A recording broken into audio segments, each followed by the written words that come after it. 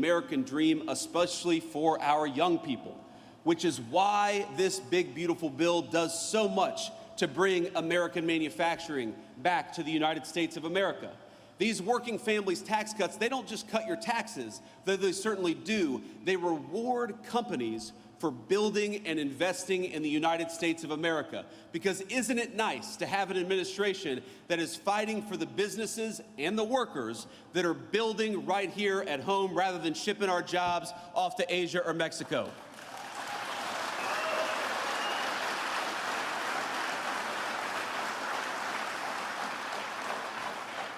We fought for no taxes on overtime and no taxes on tips because we want you to keep more of your hard-earned money. We fought for an increase to the child tax credit because we want to make it easier for young families to bring new life into this world and to raise that new life in security and prosperity and comfort. The working families tax cut is not just a big 1,000-page bill. It is an important part, maybe the most important part, to restarting the American dream in this country. Wouldn't it be nice to have a president, and now we do, who builds in America rather than rewards companies for shipping jobs overseas? Wouldn't it be nice to have an administration that actually gives you more of your hard-earned money rather than taking more of it for hard-earned or for government bureaucrats? Wouldn't it be nice to have an administration that fights for your ability to keep more money in your pocket? Wouldn't it be nice to have an administration that punishes corporations that ship our jobs overseas, but rewards businesses for building right here in the great state of Michigan? That is what we promised to do, and that is what we're doing every single day.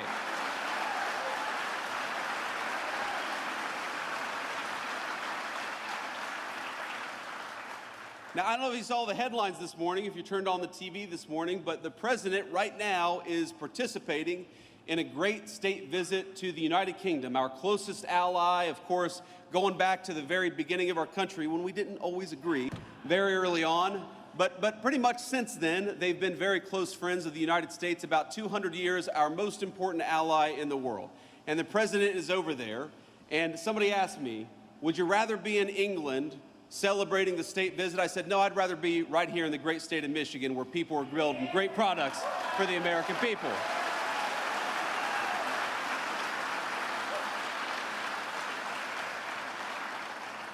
So with all due respect to our great president and all due respect to the King of England, I am so proud to be right here where I am today, with all of you talking about all of the ways in which we can continue to build an America that works for normal Americans again. And that means a lot of things. Part of making this country work for you all is making sure you're safe in your communities and safe in your streets. And one of the proudest things the President of the United States has done in Washington, D.C. and in Memphis as of a couple of days ago is to send the National Guard to take back American streets. We deserve to be safe in our communities again, and that's what the President is making happen.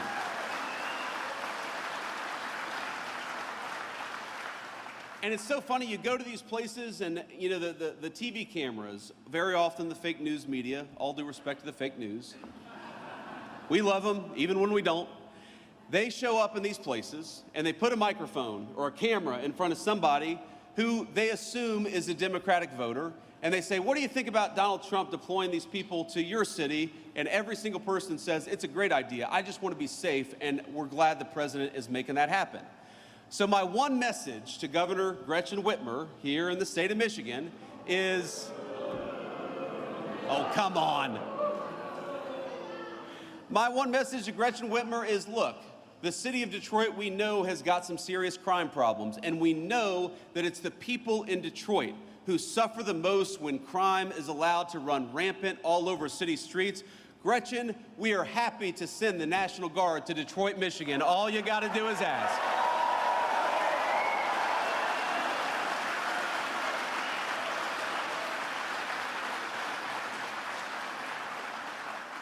We got to remember, the streets are safer when law enforcement is allowed to put the bad guys away.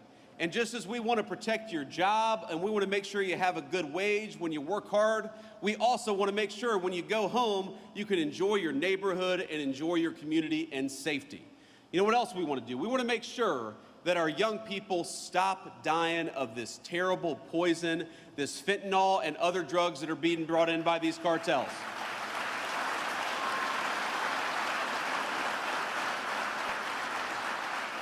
And I'll tell you a little story. I was talking to our great Secretary of Defense probably about a week and a half ago. And this was right after we lit up a narco-terrorist boat that was trying to bring drugs into the United States of America. And I gotta tell you,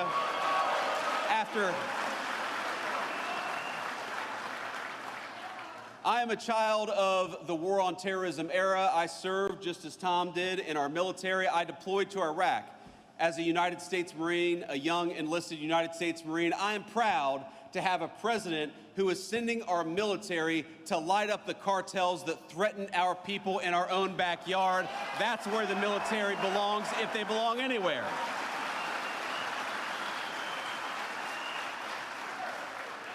So I was talking to I said Secretary of Defense, but our new Secretary of War, Pete Hegseth.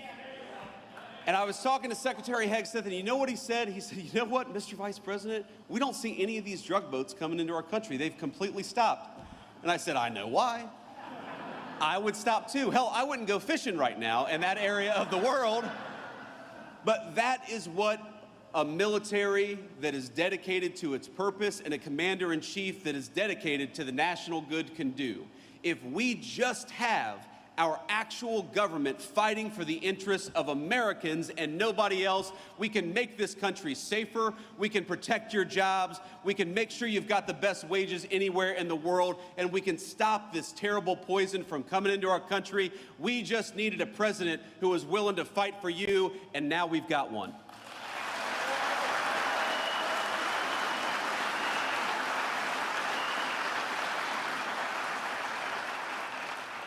So let me leave you with this final thought here. Look, I grew up in a community, you heard Secretary Chavez-DeRemmer mention this, that I grew up in a community where the American dream seemed to be disappearing, where the jobs were getting shipped overseas, where the factories were closing down. I remember driving around my hometown, Middletown, Ohio, and we'd see some abandoned factory, and my grandfather would tell me what used to happen there, what good jobs used to happen there, what good wages used to provide for families there. And I remember thinking, why is it like this? Why have our leaders ignored us for so long? Why are factories closing instead of opening up? Why are good jobs going to China when American workers deserve good jobs right here at home? And the answer was bad leadership. Just as our leadership chose crime, they also chose to ship your jobs overseas. Just as they chose to send our young men and women to foreign wars all over the world, they refused to stop the cartels that were operating right here in our backyard. And I believe our sacred promise and our sacred duty is to make this country even better for the next generation than it was for the generation that came before. That is why we're doing the things that we're doing. But I want to tell you, I'm never going to forget where I came from. I am never going to forget that I was a little boy who was worried about why the jobs were disappearing. I'm never going to stop fighting for the auto workers to have good jobs right here at home. I'm never going to stop.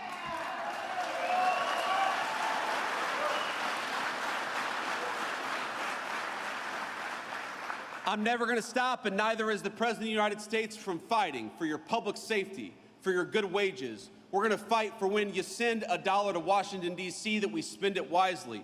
We're going to fight for you to have low taxes. If you're working hard, we're going to fight for you to keep as much of your hard-earned money as possible. Because I believe that the American dream belongs to American citizens, not to illegal aliens, not to drug cartels, and it doesn't belong to foreign workers. It belongs to workers right here in the state of Michigan.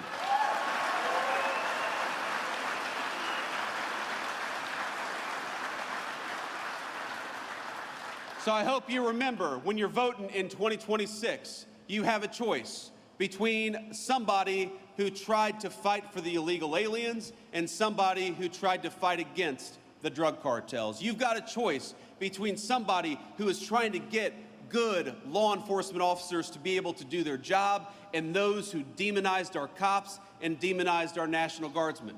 You've got a choice between politicians who shipped your jobs overseas and politicians who fought to keep good American jobs right here at home. Ladies and gentlemen, in November of 2026, we are going to have to make a choice. Let's make it for America, for our workers, and for our families. God bless you all, and thank you for having me.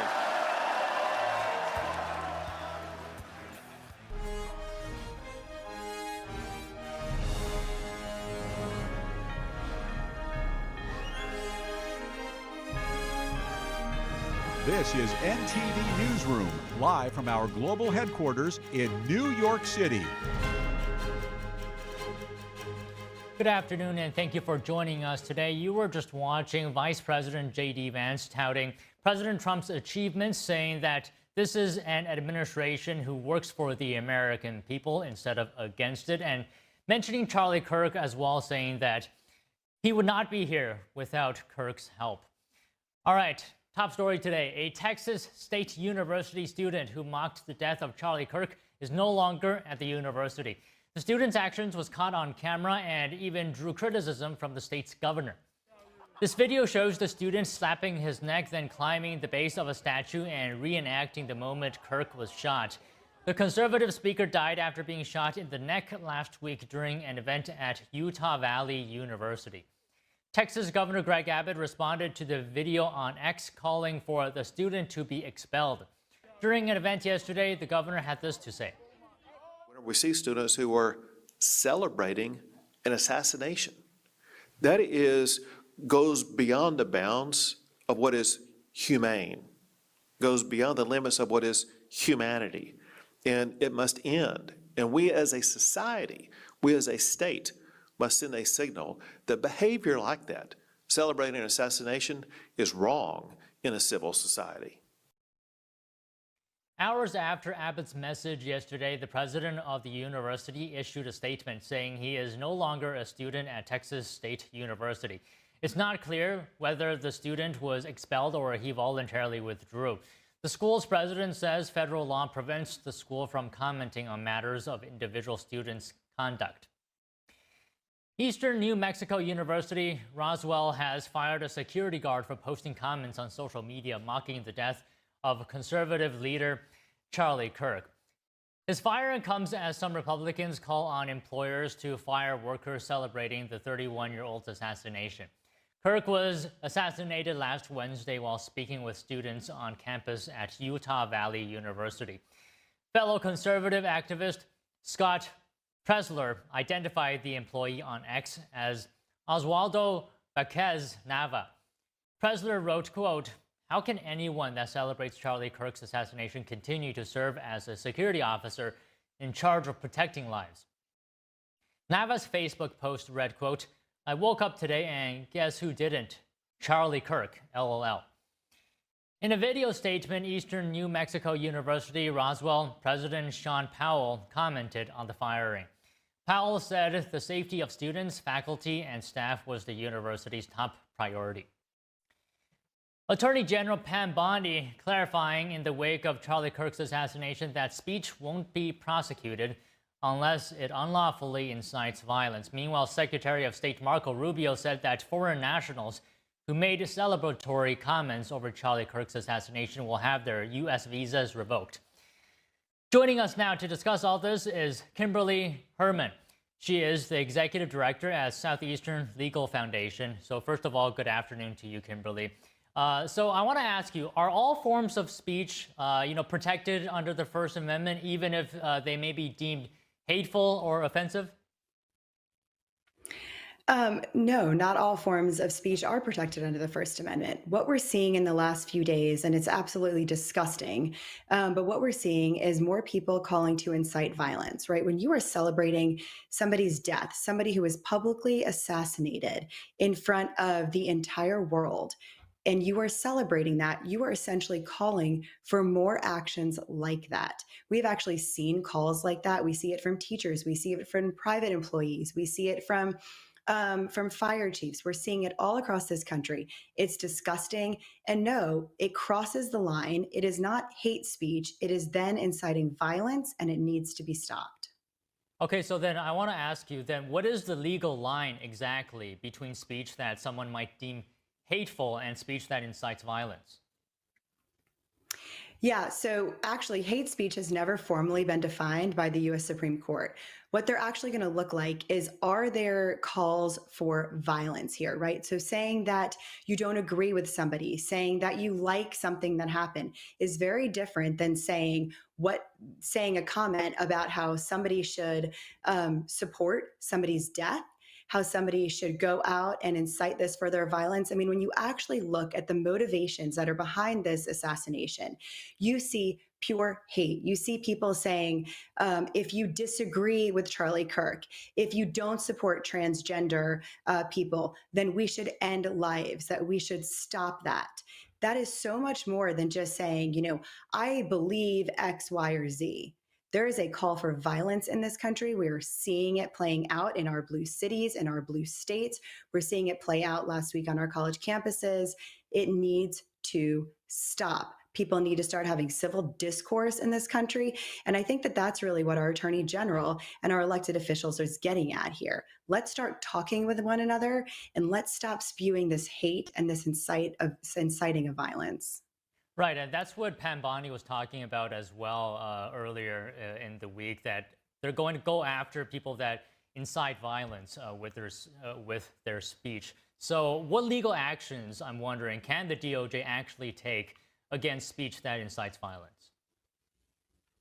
So we have to look at this at different levels. We see private employers taking actions, and they can take every single action that they possibly want to against those private employees.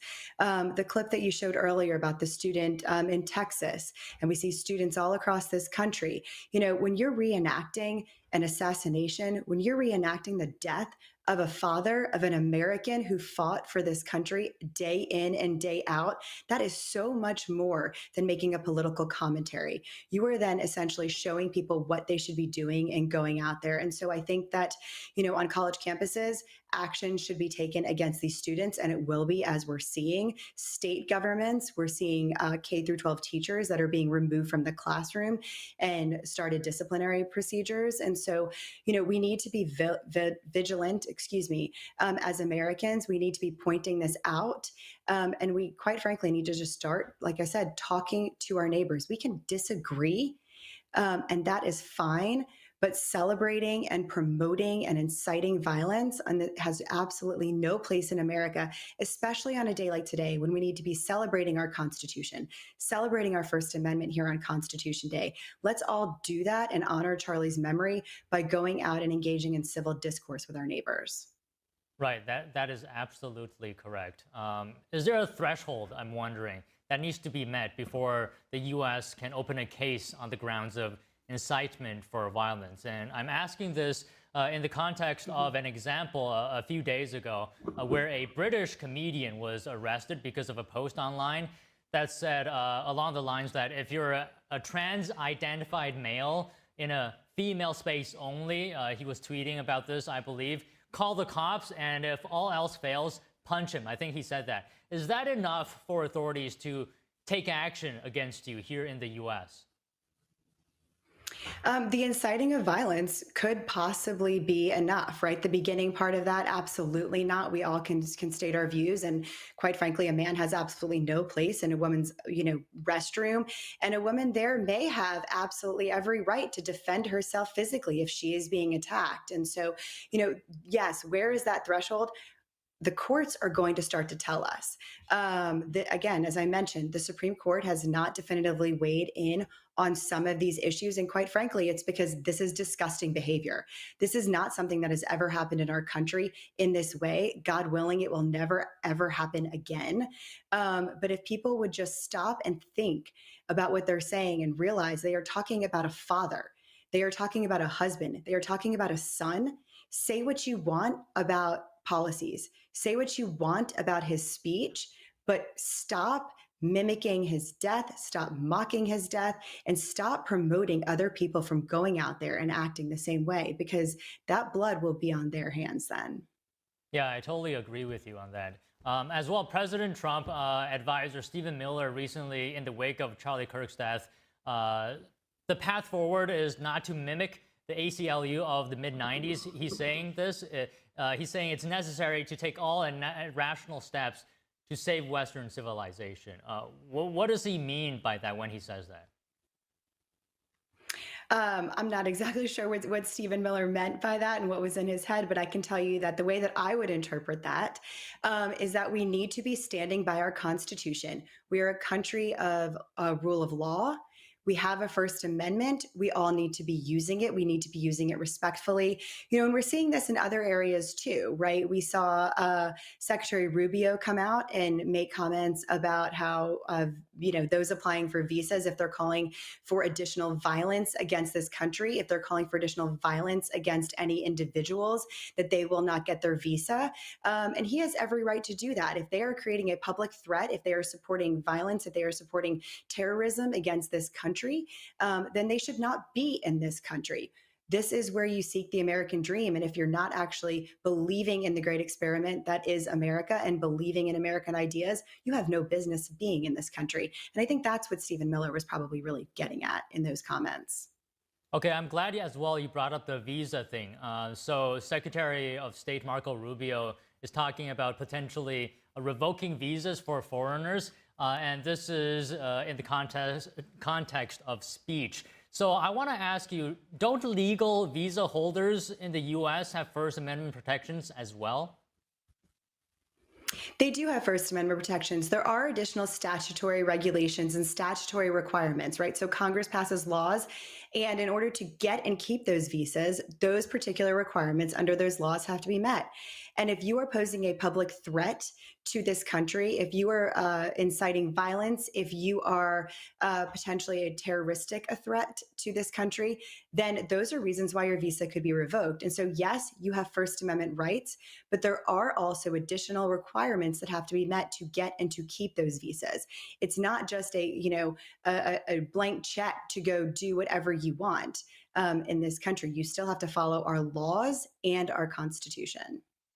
Okay, just quickly, I don't want to take up too much of your time. Maybe just one more question. How much authority does the executive branch have to revoke visas based on speech that's offensive, but not a direct threat? Do courts need to get involved in this process? So there is a big legal distinction between offensive speech and threats, right? We're not talking about if somebody's feelings are hurt here. That's really what you're talking about when we say some speech is offensive. Somebody's feelings are hurt. It's a subjective viewpoint. We're talking here about objective public threats. And so are lawsuits going to be brought? I have no doubt that we will see a slew of lawsuits from these private employees, from students, from people that are, being removed from their place of employment in response to this. And the courts are going to have to answer those hard questions. I have no doubt that those could work their way all up to the U.S. Supreme Court. That's what our courts are for. They're there to help us interpret and understand our laws. And so if there is a disagreement on what that means, then by all means, let's hash it out in the court of law. But again, we are a country that is rule of law. We will stand by the Constitution. And if that's what the Supreme Court says, then we will all follow that. Okay, Kimberly, we appreciate your comments today. Thank you. Thanks. Former President Barack Obama speaking on Charlie Kirk's assassination for the first time. Here's what he said during an event in Pennsylvania yesterday. Regardless of where you are on the political spectrum, what happened to Charlie Kirk was horrific and a tragedy. What happened, as you mentioned, to the state legislators in Minnesota, that is horrific. It is a tragedy. And there are no ifs, ands, or buts about it. Obama said he didn't know Kirk, but was generally aware of some of his ideas. While he disagrees with Kirk's beliefs, he mourns for Kirk and his family. The former president was speaking at an event for the Jefferson Educational Society, a nonprofit organization based in Erie, Pennsylvania. Obama spoke at length about concerns over escalating political violence in recent years, saying the country is at an inflection point. The Democrat also praised Republican Utah Governor Spencer Cox for his response to the assassination, saying he was very impressed with the governor's approach. Several Democrats joined House Republicans to address crime in Washington, D.C. Plus, two lawmakers are asking the Treasury to probe a China-based billionaire they say is sowing political discord in America on behalf of the Chinese regime. We have that story and more when we come back.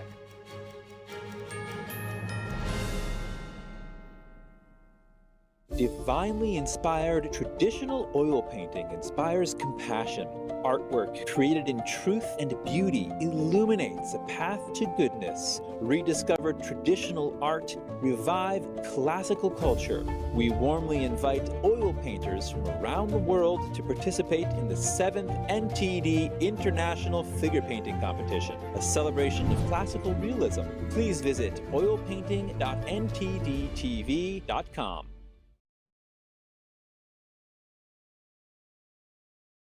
Is deep-sea fish oil really healthy? Due to pollution in the oceans, most fish contain heavy metal elements and radioactive substances. That's why it's so important to choose a pure source of omega-3.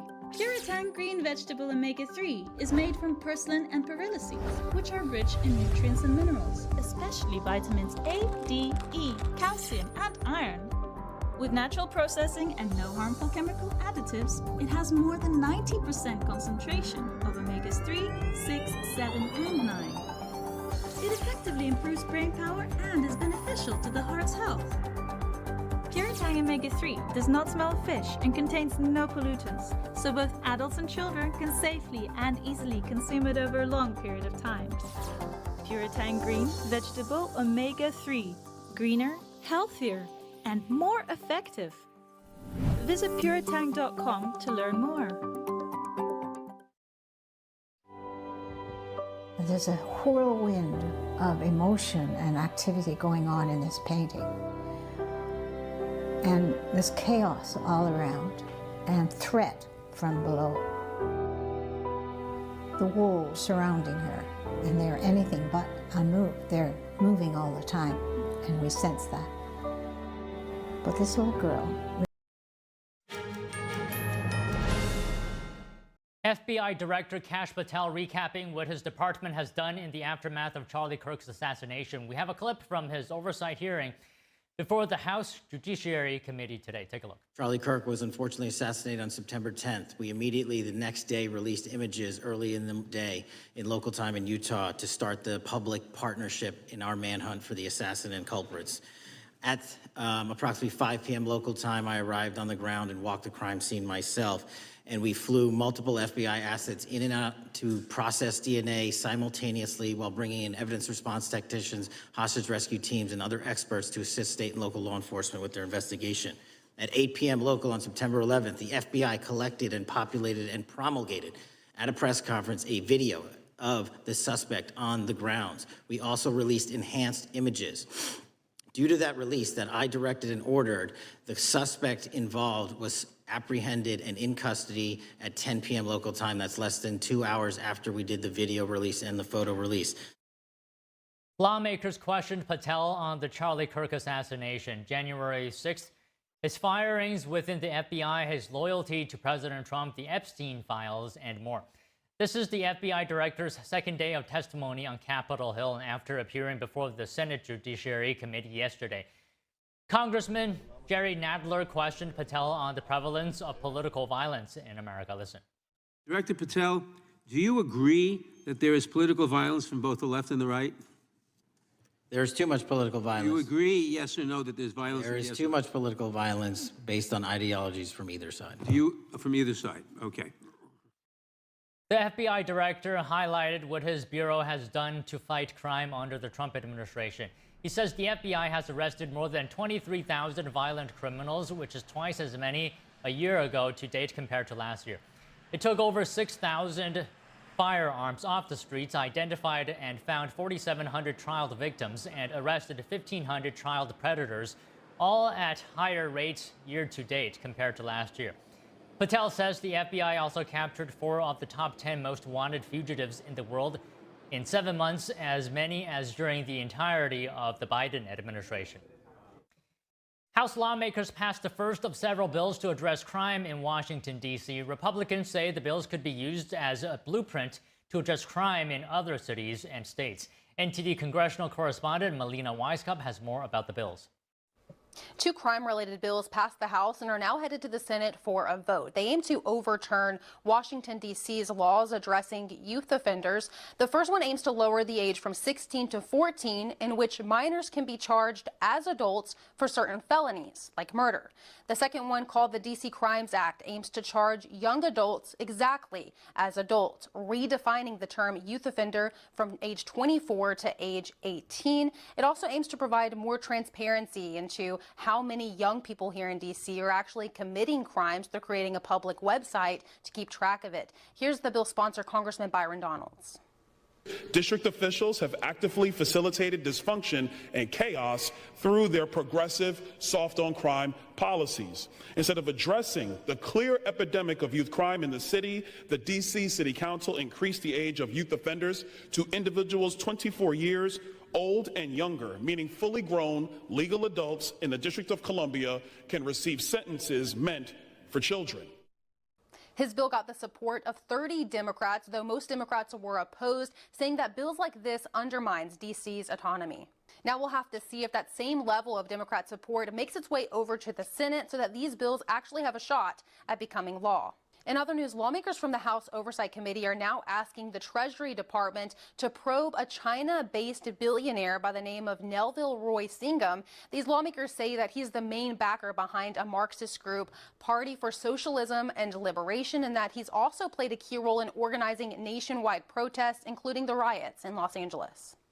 This is part of a broader investigation. The chairman of the Oversight Committee, James Comer, is looking into the Chinese Communist Party's attempts to sow discord among Americans. Lawmakers say that Singham is acting on behalf of the Chinese Communist Party to magnify internal disputes. So now they're asking the Treasury Department to formally open an investigation into Singham after he previously ignored the committee's requests. Reporting from Washington, D.C., Melina Weisskopf, NTD News.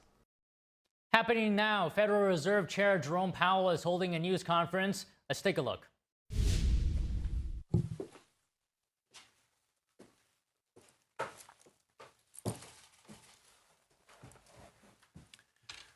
Good afternoon. My colleagues and I remain squarely focused on achieving our dual mandate goals of maximum employment and stable prices for the benefit of the American people. While the unemployment rate remains low, it has edged up. Job gains have slowed, and downside risks to employment have risen. At the same time, inflation has risen recently and remains somewhat elevated. In support of our goals, and in light of the shift in the balance of risks, today the Federal Open Market Committee decided to lower our policy interest rate by 0.25 percentage point. We also decided to continue to reduce our securities holdings. I'll have more to say about monetary policy after briefly reviewing economic developments. Recent indicators suggest that growth of economic activity has moderated. GDP rose at a pace of around 1.5% in the first half of the year, down from 2.5% last year. The moderation in growth largely reflects a slowdown in consumer spending. In contrast, business investment in equipment and intangibles has picked up from last year's pace. Activity in the housing sector remains weak. In our summary of economic projections, the median participant projects GDP to rise 1.6% this year and 1.8% next year, a touch stronger than projected in June. In the labor market, the unemployment rate edged up to 4.3% in August, but remains little changed over the past year at a relatively low level. Payroll job gains have slowed significantly to a pace of just 29,000 per month over the past 3 months. A good part of this slowing likely reflects a decline in the growth of the labor force due to lower immigration and lower labor force participation. Even so, labor demand has softened, and the recent pace of job creation appears to be running below the break-even rate needed to hold the unemployment rate constant. In addition, wage growth has continued to moderate while still outpacing inflation. Overall, the marked slowing in both the supply of and demand for workers is unusual. In this less dynamic and somewhat softer labor market, the downside risks to employment appear to have risen. In our SEP, the median projection for the unemployment rate is 4.5% at the end of this year and edges down thereafter. Inflation has eased significantly from its highs in mid-2022, but remains somewhat elevated relative to our 2% longer-run goal. Estimates based on the Consumer Price Index and other data indicate that total PCE prices rose 2.7% over the 12 months ending in August, and that, excluding the volatile food and energy categories, core PCE prices rose 2.9%. These readings are higher than earlier in the year as inflation for goods has picked up. In contrast, disinflation appears to be continuing for services. Near-term measures of inflation expectations have moved up, on balance, over the course of this year on news about tariffs, as reflected in both market and survey-based measures. Beyond the next year or so, however, most measures of longer-term expectations remain consistent with our 2% inflation goal. The median projection in the SEP for total PCE inflation is 3.0% this year and falls to 2.6% in 2026 and to 2.1% in 2027. Our monetary policy actions are guided by our dual mandate to promote maximum employment and stable prices for the American people. At today's meeting, the committee decided to lower the target range for the federal funds rate by a quarter percentage point to 4 to 4.25%, and to continue reducing the size of our balance sheet. Changes to government policies continue to evolve, and their effects on the economy remain uncertain. Higher tariffs have begun to push up prices in some categories of goods, but their overall effects on economic activity and inflation remain to be seen. A reasonable base case is that the effects on inflation will be relatively short-lived, a one-time shift in the price level. But it is also possible that the inflationary effects could instead be more persistent, and that is a risk to be assessed and managed. Our obligation is to ensure that a one-time increase in the price level does not become an ongoing inflation problem. In the near term, risks to inflation are tilted to the upside and risks to employment to the downside, a challenging situation. When our goals are in tension like this, our framework calls for us to balance both sides of our dual mandate.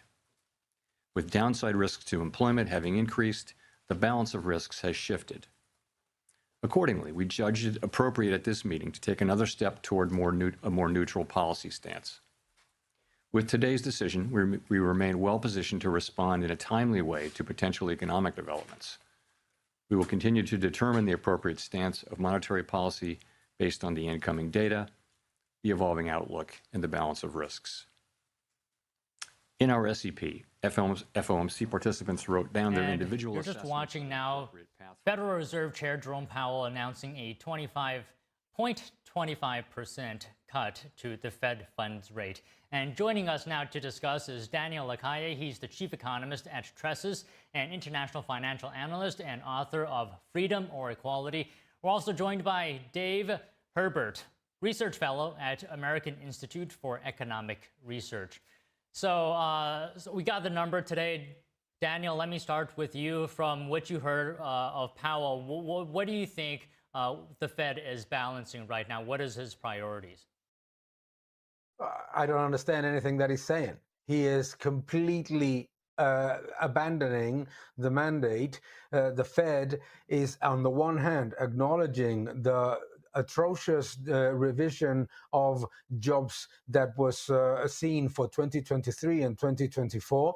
The U.S. has been in a private sector recession since 2023 because of the wrong policies of the Fed. And now the only thing that they do is cut 25 basis points by making some kind of strange narrative about tariffs that has been completely denied by reality. There is an absolutely zero effect on import prices of tariffs. We have seen it in the data of August. We have also seen in the PCE, in the PPI, in the CPI, all of the measures of inflation.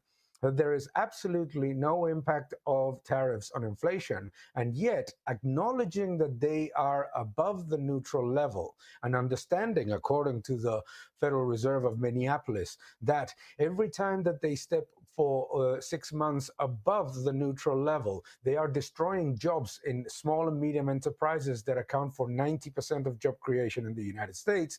They have only cut by 25 basis points. And this is what makes no sense, because they say that they're data dependent, but that they're not data dependent. They say that they're going to wait, but they don't need to wait. I don't understand anything of this Fed. Really, I mean, they should be data dependent. If they are data dependent and they have the tools and something happens in the future, do it in the future. But it seems like they are just, for some strange reason, stubbornly waiting for their models to work, which they have not for the past 4 years. Okay, Dave, from what you heard, do you agree? I believe Powell is saying there's upside risk to inflation and downside risk to the economy or the labor market. Your overall reactions right now, Dave? So that's always the trade-off that the Federal Reserve is going to face is, are these things going to be inflationary in the sense that when we lower rates, we might see upticks in inflation, or will we actually want to raise rates and try to lower inflation and bring things back down? So what I saw to Jerome Powell was a very measured approach. To him, he expects that the job market is going to be, or perhaps is, quite weaker than it already is right now, and that he's going to try to head this off and give sort of a test case to see if a 25 basis point reduction leads to higher inflation, in which case, if it does, he might revisit his decision to lower the rate in the future. What's really interesting, though, is that the president has been touting this as a remarkably strong economy. Now, you don't typically lower rates in a strong economy. That's a time actually to raise them and get inflation under control. So the fact that we're seeing Steve Myron, especially, pointing to the need for a massive reduction in rate cuts, 0.5, but even on the dot plot down to about a 3% decrease, that tells me that there's something in the administration that suggests that the economy might actually be weaker overall than they might be letting on, which would be a cause for lowering interest rates. Okay, Daniel, can you comment on the labor market situation? Because Powell, I heard earlier, and you as well, you heard him saying that the numbers are at a point where perhaps unemployment rate could go up. Can you comment on that? Well, let's start by understanding what is really going on in the labor market. Private sector jobs are actually increasing, and that is a positive. The economy is doing relatively well. But what the Fed cannot do is, just because they fear that inflation may rise due to some neoclassical expectation of inflation instead of looking at monetary aggregates, what they cannot do is hurt job creation now and in the future just in case. This is what doesn't make any sense.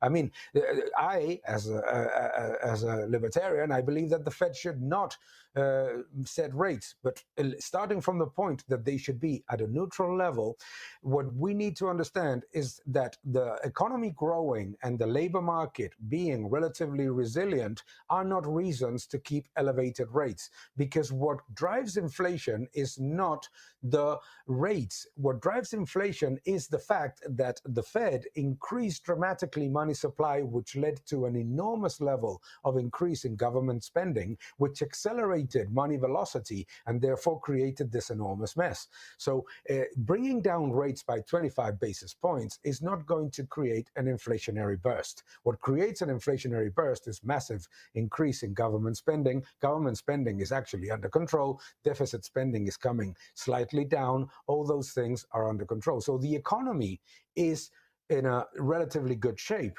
but it could be much better. That is the point. The point is that the Fed is not there to play with their expectations of what should be inflation according to failed models that have failed in 21, 22, 23, and 24. What they should be doing is being data dependent. If they are data dependent, they should read their own beige book, which in March and April announced that there was a very significant weakening of the labor market. And if they read their own beige book, they also announced, and they saw, and it's in the data, that there's no inflationary pressure from tariffs. So the administration is right. They should cut rates, but not because the economy is doing badly, but because there is no inflationary pressure. And second, because the impact on job creation for small and medium enterprises is enormous. Think about this. 100 basis points difference for small and medium enterprises in rates means 1 million jobs less created every year. That, according to the Federal Reserve of Minneapolis and their models, in my numbers, it's a lot worse. But think about this for a second. A lot of small and medium enterprises in America are not getting any credit. It's not a question of price. It's a question that they don't get any credit because on the one hand, the Fed is keeping the cost of borrowing way too high. And at the same time, the yield of the Treasury is at 4%. Therefore, banks are hoarding treasuries and not lending to small and medium enterprises. This is the problem. So they are creating a problem trying to make their models work, and their models have never worked. Okay, Dave, can I get a response from you to what Daniel is saying, and tell us, how do you feel about the size of the cut that we got today? So I think the size of the cut is appropriate given everything that we're seeing. Frankly, I'm not sure where the lack of information about inflation is coming from. All the reports we're seeing and all the reports that we're seeing out of survey data, especially from the American consumer, is indicating that there is modest inflation in the goods market. Now, that is pushing prices up. We've got plenty of data sources suggesting that these prices are being felt by consumers who are purchasing tariffed goods. So it's really just not clear to me where this is coming from, where the idea that there is no inflation. That's just patently absurd. No, sorry. And it no is inflationary right pressure the from Federal tariffs. Reserve lowering its interest rate is a test case to see if inflation ticks up. So the rate is the correct number to be moving right now. Okay, Daniel, your response. No, sorry, I wanted to clarify. I did not say that there is no inflation. Obviously, there is inflation. But there is no inflationary pressure from tariffs, which is the reason why the Fed is keeping rates at this level, 100 basis points above the neutral level.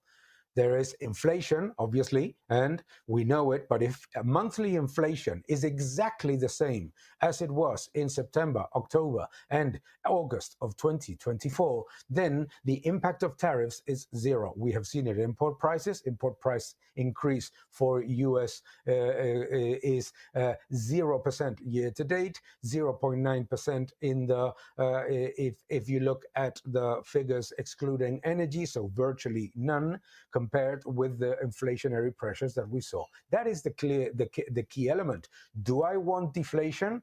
I'm obviously all up for the Fed stopping their enormous level of liquidity injections and maintaining what he just said, what Powell just said, because let's remember that the inflationary pressures that exist today and in 2024 come from the fact that the Federal Reserve decided to panic in 2023 and delayed and postponed the process of reducing the balance sheet, which should have been reduced by now by another $1 trillion, and they have done it much, much lower. That means that they have prioritized liquidity injections to keep the federal government budget deficit bubble afloat, while at the same time hurting families and small and medium enterprises. What they should do is to shift the policy. I agree with my esteemed colleague.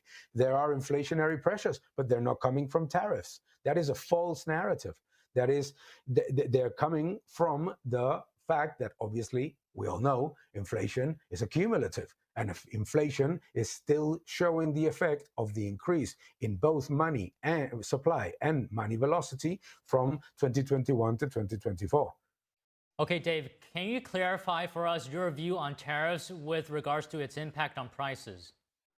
Sure. So my colleague here is potentially correct. Inflation is always and everywhere a monetary phenomenon. However, I will submit to you that the cost of manufacturing because of tariffs has increased dramatically in this country. My evidence for this is Ford, GM, and Chrysler, now Stellantis, all paying hundreds of billions of dollars in tariff costs that have precluded them from hiring tens of thousands of new employees. We're also seeing manufacturing places shut down left, right, and center across the entire nation, and the Federal Reserve Board's business outlook has turned decidedly negative since the tariffs. Now, look, we can debate whether or not this meets the definition of inflation, but the simple fact of the matter is that manufacturing has gotten more expensive in this country, and that is robbing us of jobs. insofar as the Fed is trying to stave off that, cutting the rate like this is a smart move. Okay, Daniel, do you agree that tariffs is putting a upward pressure on manufacturing? Manufacturing. Okay, this is one of the things that we have to discuss all the time. We go back to a debate about individual prices, not aggregate prices. Inflation is the increase in aggregate prices coming from the reduction in the purchasing power of the currency. The reduction in the purchasing power of the currency of the United States is absolutely and unequivocally lower than in the rate of change of the last 3 years. In any case, the fact that some manufacturers are unable to get those tariffs under control, that doesn't mean that those tariffs are going to the final price, as showed by the fact that import prices in America, the index of import prices, is up year on year 0%. Zero, nothing, nada, including energy and excluding energy. So the point of going to individual prices, yes, there may be, I don't know if the price of this watch is going up because of tariffs, but that is not inflation. Inflation is aggregate prices. And the rate of change in aggregate prices, July, August, June, May, April, is showing that there is no inflationary pressure from tariffs. There is inflation. Obviously, there is inflation. The Fed is in itself telling you that their mandate is that prices have to rise every year by at least 2%.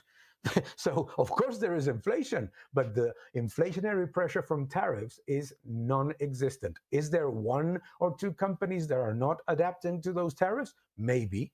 They may as well.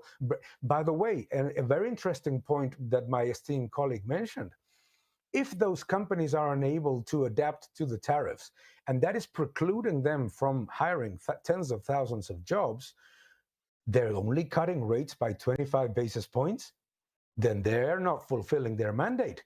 Then they're doing exactly the opposite. They are hurting them in the inflationary pressures, and they're hurting them in the rate. You see, the problem of the tariff narrative that I hear so many times, and there are many reasons to discuss whether tariffs are good or bad. I'm not saying that, but not the inflationary ones. The problem is that if you really believe that tariffs are a problem, they should be cutting rates in order to allow those jobs to be kept alive. Because if not, you're passing two costs to those few companies that cannot absorb the tariffs. But the reality of what we have seen in exports, in the exporting companies, imports in the United States are up, and the import price is zero. That means that the United States is receiving more goods from abroad and is getting no impact in those prices from the tariffs. Now, you can say anything you want about the impact on individual prices, but inflation is aggregate prices. Okay, Dave, I started with Daniel, so you get the final word here. Any thoughts you'd like to add? Philosophically, my colleague and I are in total agreement here. I would point out one quick correction. That import price index that he keeps alluding to being flat, that's before tariffs in the price index. Tariffs are not included there. So if that index is indeed flat, that means the pass-through rate to the American people is near 100%. That's going to drive up costs of manufacturing. That's going to drive up costs for you and I and everyone else. Okay, well, I think we can leave it there for today. Thank you, Daniel and Dave, you both, for coming on. Thank you. Thank you so much. Thoroughly enjoyed it. If you receive money from the federal government, you've got only a couple of weeks left to make sure you can get it digitally. The Treasury Department plans to stop issuing paper checks for most payments on September 30th. That includes to Social Security beneficiaries. It's part of the Trump administration's effort to fully monetize federal benefits payments, save money, and fight financial fraud. More than 500,000 Social Security recipients, less than 1%, need to choose another way to receive their Social Security benefits. That can be either direct deposit or through a prepaid debit card, known as Direct Express. If you still need to receive a paper check, you can request a waiver. Some exceptions will be made, such as if you're 90 or older, have a mental impairment, or live in too remote of a location. You can apply for a waiver at the website godirect.gov. In the wake of Charlie Kirk's assassination, videos of people cheering on his death are inundating social media. How are Americans reacting to the celebration of political violence? NTD's Sam Wong was out on the National Mall in D.C. to hear from the people. Vice President J.D. Vance was citing this statistic from YouGov saying that 26% of young liberals today believe that political violence is somewhat justified, and whereas 7% of young conservatives say the same. What are your thoughts on that number? It doesn't surprise me at all. We're from Seattle.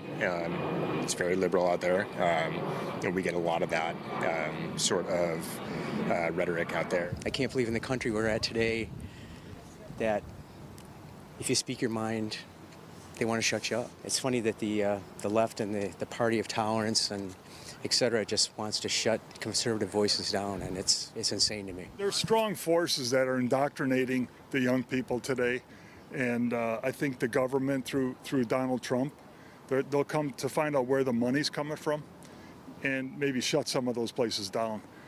You know, First Amendment gives people broad latitude to speak their mind and speak their truth, but I mean, not to do the things that they do. What would you guys say to those who are right now celebrating Charlie's passing? What would you say to them? What's their reason? What's the reason for doing that? I want somebody to explain that to me because I don't understand, and I think most of the country doesn't understand, or most of the world. First reaction is like, yeah, I want to do something stupid and be violent, but that's not what Charlie would have been all about. That wasn't what he's about. To the people that are celebrating it is sickening, and I don't really think they even understand the gravity of what they're doing. He was 2 kids' dads, and he was a husband, and you know, I'm sure he's got parents that are around. We stand here at the Lincoln Memorial. He paid the ultimate price for his beliefs and what he did to shape our nation, and I think what's happened with Charlie Kirk, although he wasn't a political figure, he was very much a figure in the national eye, and that same type of spirit of retaking our freedom and our liberties, I think, is playing out around the country. The Tucker Carlson Network has raised over $5 million for Charlie Kirk's family. That's as Americans across the country continue donating money following Kirk's assassination. Neil Patel announced on X that the network has reached the $5 million mark. His X bio says, the co-founder and CEO of the Tucker Carlson Network. He posted that over 44,000 people donated, including celebrities such as Kid Rock. Charlie Kirk's widow, Erica, will now have to raise their 2 children on her own. Patel says the goal of the fundraiser is to make sure she at least doesn't have to worry about finances. Fox News reports that almost $3 million have also been collected on the Give, Send, Go platform, and GoFundMe told the outlet that multiple fundraisers have also been started on its website. President Trump and First Lady Melania will attend the state banquet in Windsor Castle as guests of honor. We have that and more after the break.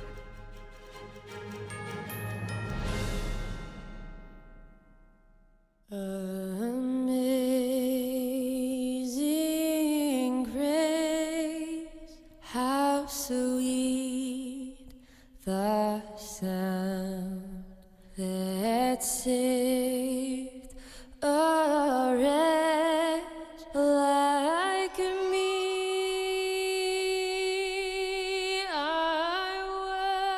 They're just young people, hungry, homeless, and vulnerable. Covenant House is helping young adults facing homelessness.